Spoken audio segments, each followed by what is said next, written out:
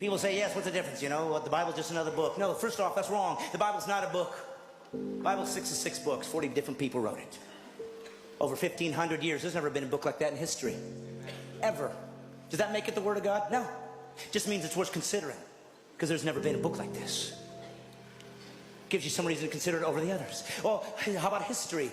For hundreds of years, archaeology has used the Old Testament and New to find buildings, to find people, to find civilizations, to find kings that didn't exist or they didn't think they did. And suddenly the Bible said they were there and they dug it up and there it was. Does that make it the Word of God? No. It means it's historically accurate. Real people really existed and really wrote down what they saw. It's worth considering.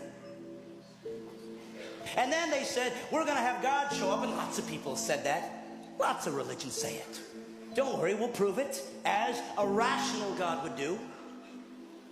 I will do prophecies. I will show that I'm not trapped in linear time, that I can see beyond where you are. I will give prophecies to tell you what the guy, when I show up, when God appears on earth to reveal himself, I'll show you what he's going to look like.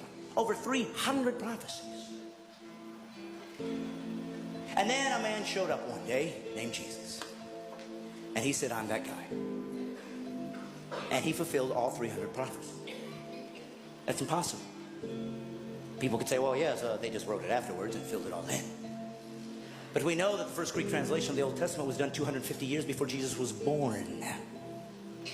So how could they possibly know that he'd be born in Bethlehem? How could they possibly know he was going to be crucified when crucifixions didn't even exist as a capital punishment yet? How could they know that he'd be betrayed for 30 pieces of silver 250 years before there was a Jesus?